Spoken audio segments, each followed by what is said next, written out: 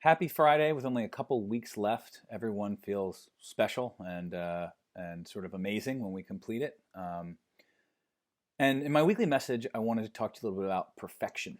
One of the most difficult aspects of growing up is realizing that we can't be perfect. And the first standards of expectation we really feel and understand, even if we can't articulate them, are those our parents set. A large part of the anxiety and pain of growing up is realizing we can't be perfect, of recognizing that we'll fall short of those standards, and even if they never say it and express constant support for us, that we'll let them down. Well, I think it's important that you know how much your parents feel the same way. As a parent, you're so desperate to be perfect for your children, to provide them with every tool and resource and every reserve of love and resilience you can. You feel greater urgency than you've ever known in your life, and yet your job requires patience so much greater than any task you've ever faced. And the stakes are so enormously high because you love your kids so much. I've been thinking about this dynamic, which is so often unspoken across generations and within households a lot during quarantine, when we're spending so much time in close quarters as parents and children, and when conditions are making it pretty difficult to hold to our normal standards, let alone train our sights on perfection. I can tell you that my failures to be a perfect parent have become incredibly clear during the last few months. Part of that is being a full time parent and a full time employee are just not terribly compatible. Um, but part of it is connected to my specific weaknesses and flaws and the constancy with which they're exposed to my children just because we're together all the time.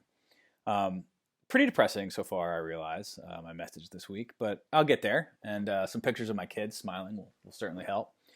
I've been thinking about how much celebration, human celebration recognizes in its very structure that perfection is rare and unsustainable. Our recognition for perfect scores and perfect games, masterpieces of artistic expression, they're all connected to our knowledge of how wondrous and impossible perfection is, even for a moment. So my advice, my uplifting thought is to think this weekend about one moment of perfection that's been given to you and try to design one moment you could give to someone else. Not a lifetime or a month or a day, just one moment.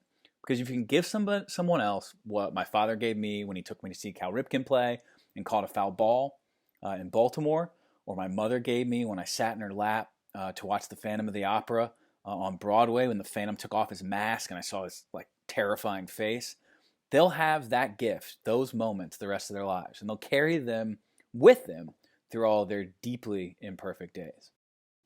That's what I'll be aiming for this weekend, in between finishing an essay for my master's program, responding to emails, and planning for next week, for the end of the year.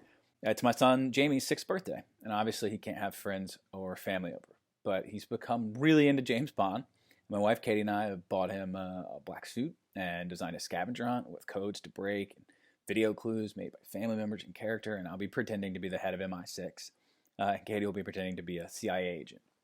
And maybe if we pull it off and the weather holds, we can give him one or two perfect moments that shine all the brighter and endure all the longer because of the relative darkness of our current days.